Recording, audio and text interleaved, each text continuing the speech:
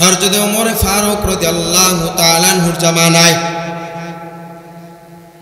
একজন রাখাল তার সন্তানকে নিয়ে আসলেন, ইয়া খলিফাতুল মুসলিমিন, ইয়া আমিরুল মুমিনিন, এই যে আমার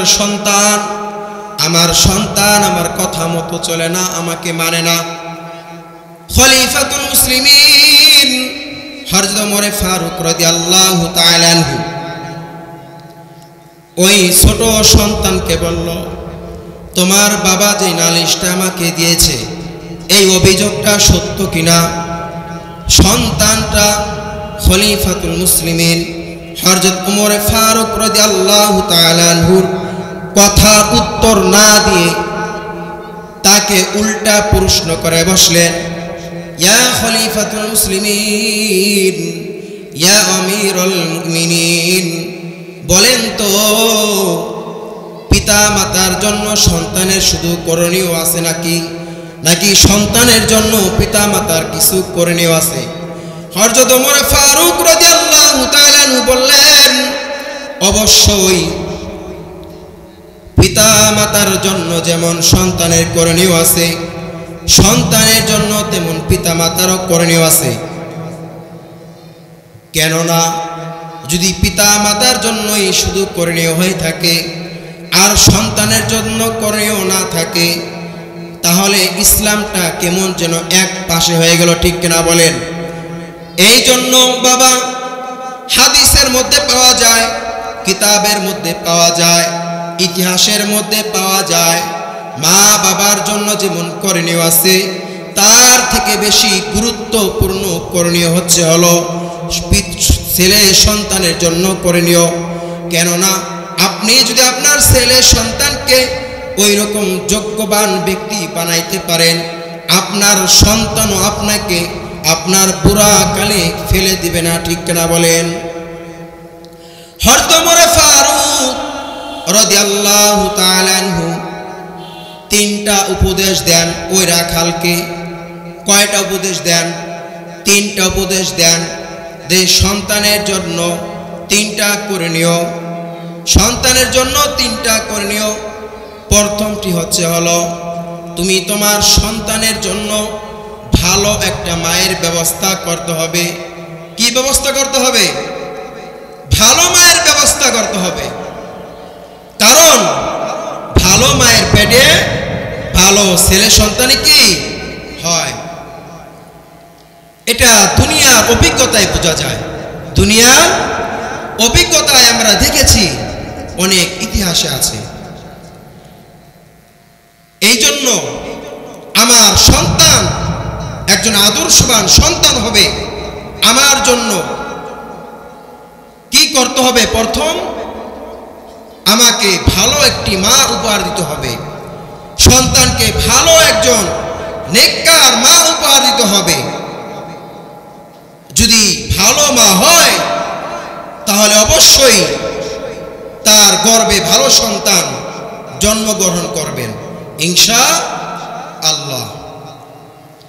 2 নম্বর কর্তব্য হচ্ছে হলো,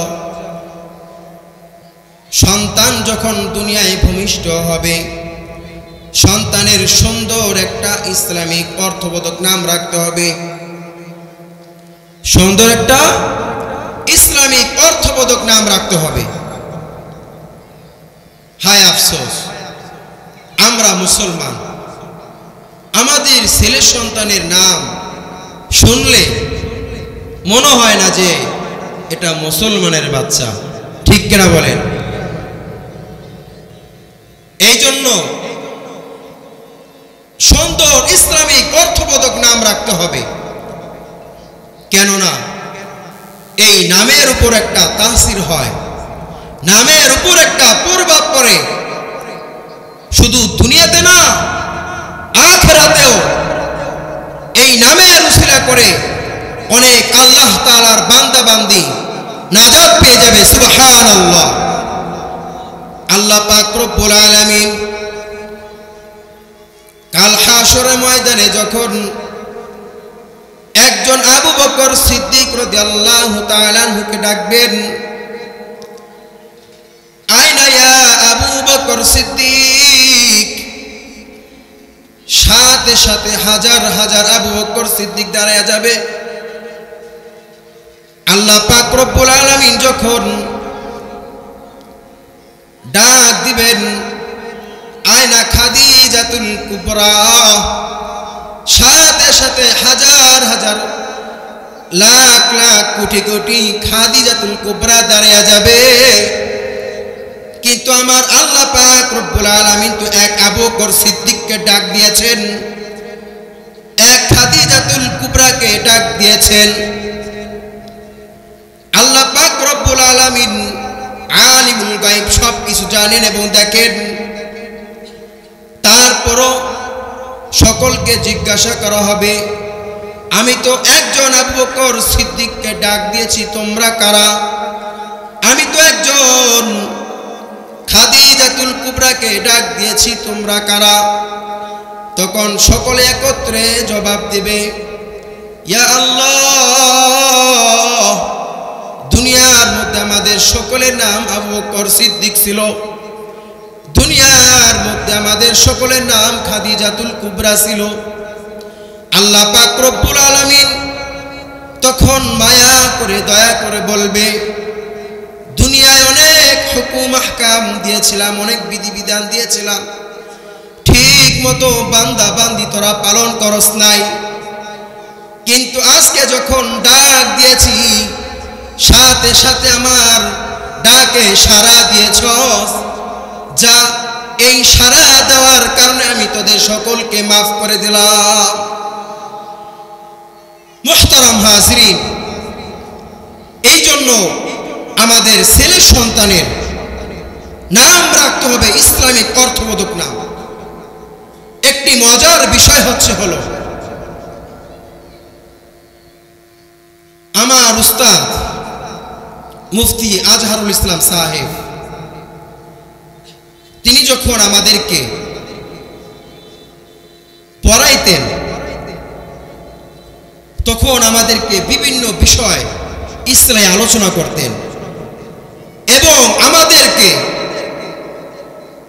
আমাদের থেকে ওয়াদা নিয়েছেন যে তোমরা বিয়ে শাদী করার পরে তোমাদের যখন ছেলে সন্তান হবে, যদি তোমাদের ছেলে সন্তান হয় তাহলে তোমরা তোমাদের ছেলেদের নাম রাখবে মুহাম্মদ অথবা মুহাম্মাদুল্লাহ।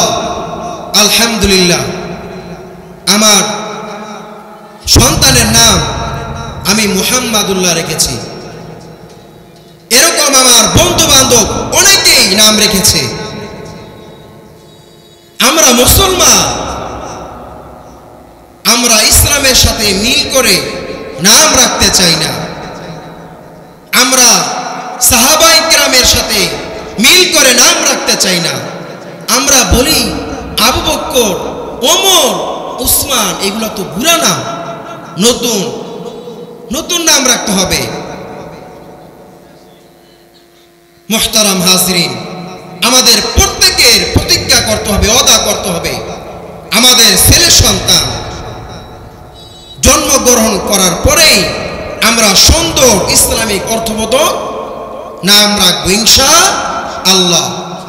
হযরত ওমর ফারুক রাদিয়াল্লাহু তাআলা আনহু সন্তানের 3 নম্বর কর্তব্যের কথা বলেন।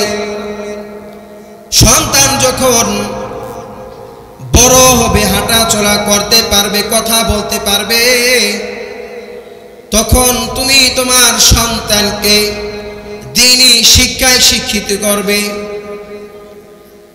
আল্লাহ রাসূল সাল্লাল্লাহু আলাইহি ওয়াসাল্লাম বলেন, খায়রুকুম মান তাআল্লামাল কুরআনা ওয়া আল্লামা। হে আমার উম্মতেরা, তোমরা কি জানো তোমাদের মধ্যে সর্বোত্তম সর্বশ্রেষ্ঠ কোন ব্যক্তি? যিনি কোরআন মাজিদ শিক্ষা করেন এবং অপরকে শিক্ষা দেয়। সুবহানাল্লাহ। পারি তো আমরা কোরআন শিক্ষা করতে? আল্লাহ রাসূল সাল্লাল্লাহু আলাইহি ওয়াসাল্লাম বলেছেন যে তোমাদের মধ্যে সর্বোত্তম সর্বশ্রেষ্ঠ ব্যক্তি যে কোরআন মাজিদ শিক্ষা করে এবং অপরকে শিক্ষা দেয়। এখানে কিন্তু আল্লাহ রাসূল সাল্লাল্লাহু আলাইহি ওয়াসাল্লাম বলতে পারতেন অন্য কথা, যে তোমাদের মধ্যে যারা রাজনীতি করে, তোমাদের মধ্যে অমুক নেতা ঠমুক নেতা সবাই মর্যাদাবান শ্রেষ্ঠ ব্যক্তি, কিন্তু আল্লাহ রাসূল সাল্লাল্লাহু আলাইহি ওয়াসাল্লাম বলেছেন, খায়রুকুম মান তাআল্লামাল কুরআনা ওয়া আল্লামা, তোমাদের মধ্যে সর্বশ্রেষ্ঠ সর্ব ব্যক্তি হলো যিনি কোরআন মাজিদ শিক্ষা করেন এবং অপরকে শিক্ষা দেন। সুবহানাল্লাহ। আল্লাহ রাসূল সাল্লাল্লাহু আলাইহি ওয়াসাল্লামের এই কথা কি সত্য না মিথ্যা? সত্য। এই জন্য আমরা প্রত্যেকে কোরআন মাজিদ, কোরআন শরীফ শিক্ষা করব ইনশাআল্লাহ, এবং আমাদের ছেলে সন্তানদেরকে কোরআন শরীফ শিক্ষা দিব। কোরআন শরীফ শিক্ষা দিলে যে শ্রেষ্ঠ ব্যক্তির দুইটা উদাহরণ দিচ্ছি। কয়টা উদাহরণ? দুইটা উদাহরণ দিচ্ছি আপনাদেরকে বোঝানোর জন্য। কিন্তু আমাদের এই সিনার মধ্যে পবিত্র 30 পারা কোরআন রাখা আছে।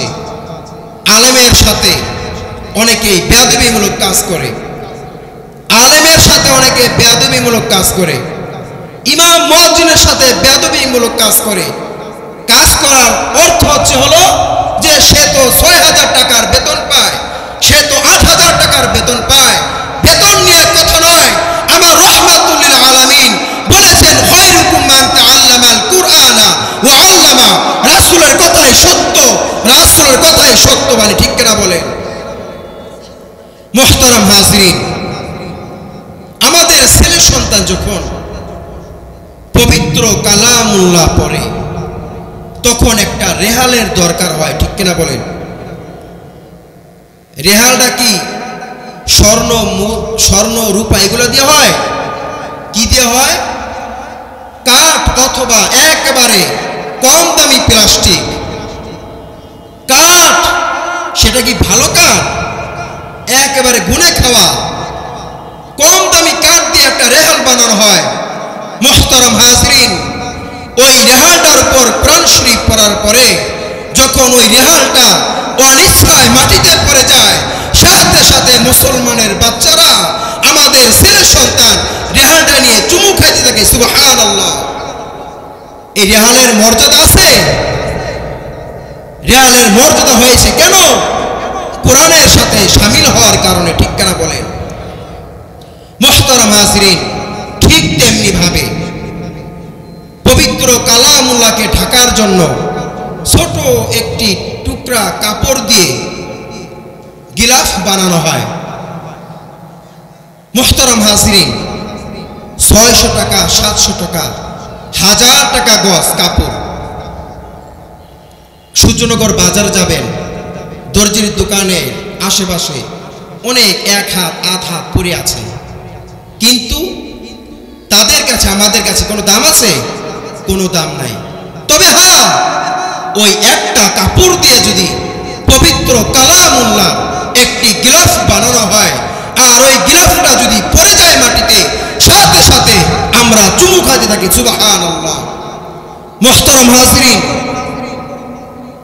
এই জন্য উলামায়ে কেরামের সিনার মধ্যে পবিত্র কালামুল্লাহ আছে। অতএব এই আলেমদের সাথে বেয়াদবি করা যাবে না। আমরা তো আলেমদেরকে 2টা কাজে আনি। কয়টা কাজে? 2টা কাজে, তাও সব হারাম কাজ করার পরে আনি। আমাদের যখন আমাদের ছেলে সন্তানের, আমাদের আত্মীয় স্বজনের বিয়ে শাদী হয়, প্রথম 2 দিন একেবারে ধুমধারাক্কা, একেবারে পুরাপুরি নাচানাচি কইরা, এরপর কি করি? মোল্লার ডাকি, হুজুর বেতন কিন্তু 6000 পায়, বেতন কিন্তু 5000 পায়। পরে দিন, হুজুর আমার মেয়ের তো আজকে বিয়ে, আর একটু সুন্নাত অনুযায়ী বিয়েটা পড়াইয়া দিবেন। আপনি শুরুতে হারাম কাজ করলেন, আর লাস্টে হুজুর দিয়া বিয়া পড়াই দিলেন। এটা কি সুন্নাতি বিয়া হলো? সুন্নাতি বিয়া হলো? সুন্নাতি বিয়া হলো না। এই জন্য মুহতারাম হাজিরিন, আমাদের পাড়া মহল্লার মধ্যে, আমাদের এলাকার মধ্যে অনেক আজে বাজে খারাপ কাজ করা হয়, আমরা ইনশাআল্লাহ নিজেরাও করব না এবং যারা করবে তাদেরকেও বাধা দিব ইনশাআল্লাহ। মুহতারাম হাজিরিন, এই জন্য যে আলোচনা করতেছিলাম যে ছেলে সন্তানের হক, আমরা যারা মা বাবা আছি, আমাদের ছেলে সন্তানের হক যদি আমরা পরিপূর্ণভাবে আদায় করতে পারি, আমি আমার সন্তানকে যদি একটি দ্বীনি শিক্ষায় শিক্ষিত করতে পারি, তাহলে ইনশাআল্লাহ আমার ছেলের দ্বারা আমার কোনো আজে বাজে কাজ হবে না। অনেকে হিংসামি করে যে হুজুররা শুধু বলে, মাদ্রাসায় পড়ার কথা বলে, কলেজের কথা বলে না, স্কুলের কথা বলে না। আমি কাউকে দোষারোপ করে বলতেছি না, যেহেতু আমার পাশে একটি বড় কলেজ রয়েছে আর আমাদের ছোট ছোট মাদ্রাসা, আমাদের সূর্যনগর বাজারে কিন্তু 6 থেকে 7টা মাদ্রাসা। আলহামদুলিল্লাহ বলেন, আল্লাহ পাক রব্বুল আলামিন এই প্রত্যেকটা মাদ্রাসাকে কাল কিয়ামত পর্যন্ত কবুল করে নেন এবং দিনের বড় একটা বট গাছের মতো বড় একটা মাদ্রাসা হিসেবে কবুল আর মঞ্জুর করে নেন। সকলে বলে আল্লাহুম্মা আমিন। কখন কি দেখেছেন যে মাদ্রাসার ছাত্রীরা হাত ধরে এই রেল রাস্তা দিয়ে হাঁটাহাঁটি করছে? দেখেছেন? কিন্তু আমরা অপরটা কিন্তু দেখি। মুহতারাম হাজিরিন, ক্লাস নুরানি ক্লাস 1 থেকে নিয়ে আপনি মাস্টার্স পর্যন্ত পড়ালেখা করলেন, যত দরকার আজে বাজে কাজ করলেন, তারপর আলহামদুলিল্লাহ দ্বীনের রাস্তায় আসলেন, সাধুবাদ জানাচ্ছি আপনাকে। কিন্তু আমার মতো, আমি তো নিজেকে আলেম হিসাবে মানি না, তার কারণ হলো আমি একেবারে ছোট অযোগ্য ব্যক্তি। আপনাদের দোয়ার বরকতে আল্লাহ পাক রব্বুল আলামিন একটা মাদ্রাসা খাদেম হিসেবে কবুল করেছেন। মুহতারাম হাজিরিন, এই জন্য আমরা আলেমদের সাথে আমরা কোনো ধরনের বেয়াদবিমূলক কাজ করব না ইনশাআল্লাহ। মুহতারাম হাজিরিন, আপনারা শুনেছেন, আপনারা দেখেছেন, আজকে যে মাহফিলের আয়োজন করা হয়েছে, মাদ্রাসার মাহফিল, জামিয়া ইসলামিয়া জিন্নুরাইন কওমি মাদ্রাসা ও এতিমখানা পৃথক বালক বালিকা শাখা খোলা হয়েছে, পৃথক বালক বালিকা শাখা। এই জন্য আমি আপনাদের কাছে হাত ধরে বলবো, আপনাদের ছেলে সন্তানদেরকে ইনশাআল্লাহ মাদ্রাসায় দিবেন।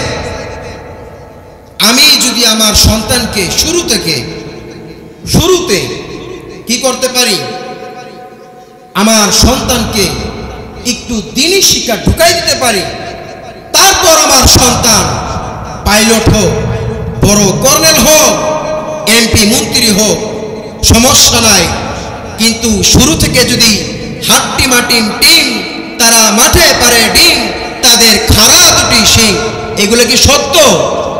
দেখেছেন এগুলা? এই প্রাণী দেখেছেন জীবনে? এই যে মিথ্যা জিনিস শিক্ষা দিচ্ছে। এই জন্য মুহতারাম হাজিরিন, আমাদের ঈমানকে মজবুত করতে হবে।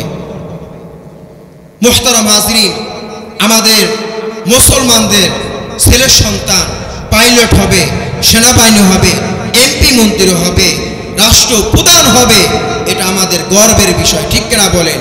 কিন্তু দ্বীনি শিক্ষা আমাদের ছেলে সন্তানকে দিতে হবে। আপনার সন্তান কর্নেল হয়েছে, বড় সেনাবাহিনীর অফিসার, আপনার সন্তান কোরআন শরীফ পড়তে পারে না, কাল হাসর ময়দানে এই সন্তান দ্বারা 5 দাম হবে না। আপনার সন্তান যদি কোরআন পড়ে আর কোনো শিক্ষিত না হয়, কামলা দিয়ে থাকে, দোকানদারি করে থাকে, ব্যবসা বাণিজ্য করে থাকে, এই কোরআনের বরকতে কাল হাসর ময়দানে আপনি মা বাবা নাজাত পেয়ে যাবেন ইনশাআল্লাহ। এই জন্য মুহতারাম হাজিরিন, আমরা আমাদের ছেলে সন্তানদেরকে কোরআন শিক্ষা দিব ইনশাআল্লাহ। আমি যখন শিবচর পড়ালেখা করি, আমি একটা টিউশনি করাইতাম।